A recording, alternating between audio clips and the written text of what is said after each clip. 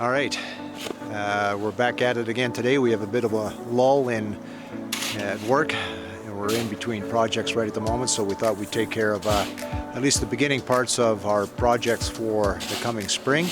And one of them is a greenhouse. Now, we're not going to make our permanent one, but we're going to make a temporary one just to gain a bit of time. Here in southern Alberta, we have, and especially where we live, on average, we have about 65 days of frost-free days. And so we'd like to extend that a little bit by putting up a greenhouse. And it's just going to be a temporary shelter. We have a frame from an old carport that we're going to cover with plastic and see if we can't gain a bit of time this year. So Mrs. from the Woods is engaging in her favorite hobby of shoveling snow, which we've had a lot of this year. And yeah, so we're going to clear away a section, and we're going to assemble the frame in the shop. So we've got a bit of room right now to do that, and then we'll figure out what has to be done for that to get the plastic over top of it. So that's on the agenda today. It'll probably be a multi-day project, but yeah, come and join us, and we're glad you could come. So we dragged all the parts down here. They were in the gardening shed up by the garden, and they've been warming up for the past hour. So we're going to set it up here in the shop and see what needs to be done with it after that. It used to be a 20-foot long by 10-foot wide by 8-foot tall carport with a tarp that no longer exists. It's all shredded up in the dump. But Mrs. from the Woods even saved the instructions on how to put it back together. So we've saved all the brackets and all the parts. So the idea is we're going to assemble it as best as possible, see what's broken, not broken, and then assess what needs to be done for it to attach the plastic. So anyway, we've got lots of room at the moment, not a whole lot going on in the shop for the next 3 or 4 days. So we thought we'd just take advantage of a warm shop to work in. So it looks like all the parts are here. All the cross parts, cross beam parts seem to be in good condition. Found all the brackets and hold them together type of parts, and all the nuts and bolts. And we've got one already kind of in place. So it looks like we're going to have to reduce the length by one section because we have 2 broken legs, and they're irreparable. So which is okay. Instead of being 20 feet long, probably be 15 or somewhere in that range.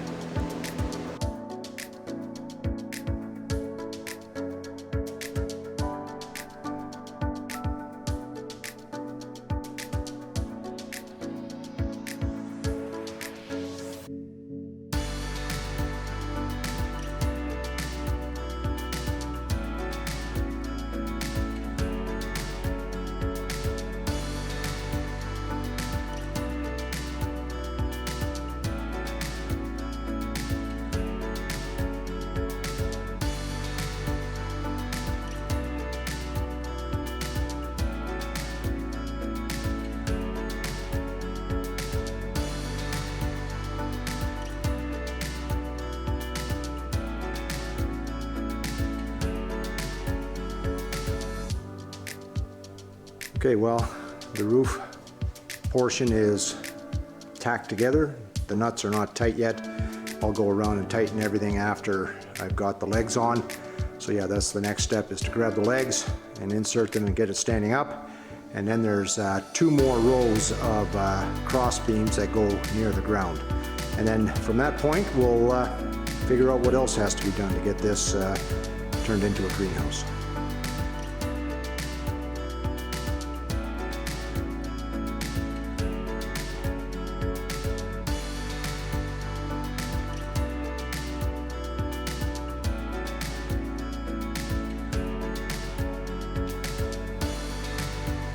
Well, we've got the structure together, and we've got a few extra pipes that are left over that were broken and not usable for the main frame, but I'm thinking that what I might do is salvage a few of those and try and make a bar that goes across the front and the back, just to give it a little bit more stability.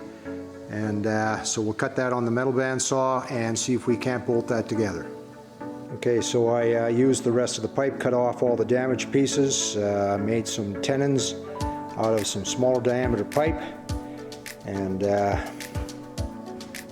made two identical lengths to define the width of the greenhouse. And then once these are in the frame, we'll drill the holes for the bolts.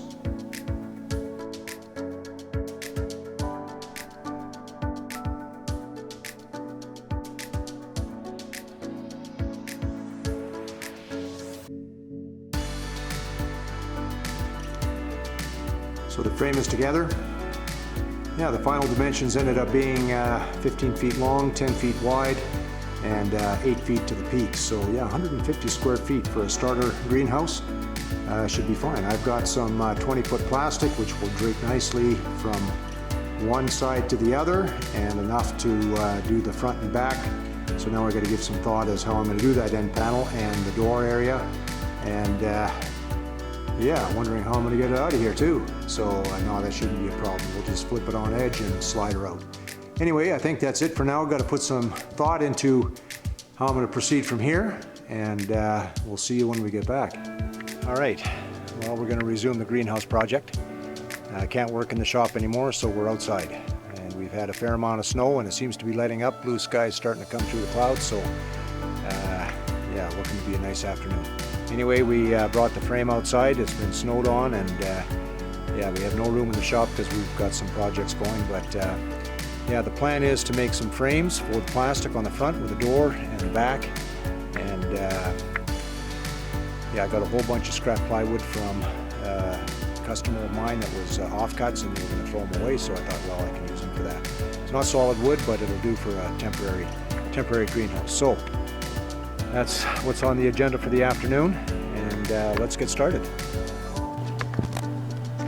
So I ripped some 4-inch strips out of all that scrap plywood, and I made a temporary frame, and we'll clamp that to the greenhouse frame to get our roof pitches and the side measurements and the angles, and we'll have a template for both the front and the back. Yeah, it would have been a whole lot easier inside, but at least it's not minus 30.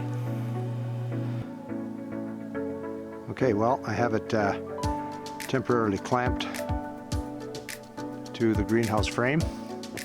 I've oversized everything so that we can cut it later to fit nice and neat. So the idea is we're going to take this next measurement here and an approximate angle and put a piece on the side, and then we'll figure out our roof pitch, or vice versa, do the roof pitch first, and then we'll screw that on temporarily, and then we'll have a template for the front and the back. Okay, so it turned out to be about a 5-degree angle to match the frame, and I've just temporarily clamped it on with some spring clamps to approximate the edge of the frame. And now what I can do is I can put a board across the top, or even do a pencil mark, and I can figure out that top angle, and hopefully it's the same on the left as it is on the right. But maybe I'll tack some blocks onto the bottom to keep that in place, to know where we are. So let's figure out that roof angle. Well, everything's tacked together. I think we have a pretty good idea what the frame is supposed to look like. We can determine all of our angles from this. We'll bring it into the shop as the snow's starting to pick up again and getting a bit cooler again. And it's always nicer working inside anyway. So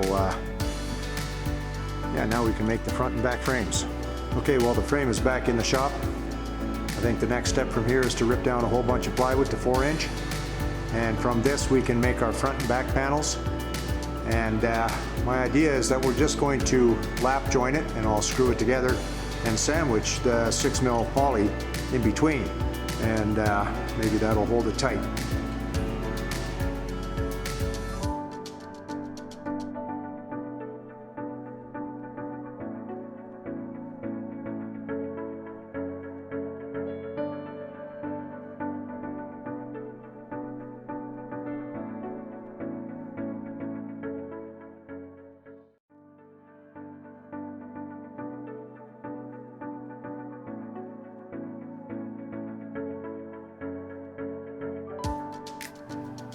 All right, well, we ripped 16 pieces at 4 inches. That should be enough to get us through all the frames. And yeah, it was a nice little resource. Company I do work for was going to throw these away. And I thought, no, I can make stuff out of that. And here we are, building parts for the greenhouse. Good resource, and it didn't cost me anything. Well, we've got the first frame together. All the numbers were pretty good. A little bit out on some of the angles, but I guess that's to be expected with a floppy type of frame for the greenhouse. But yeah, the numbers came out pretty good. Turned out to be exactly 5 degrees of a cut in the corner. And because we've got double compound in the corner, it was 25 and then 20s on the top.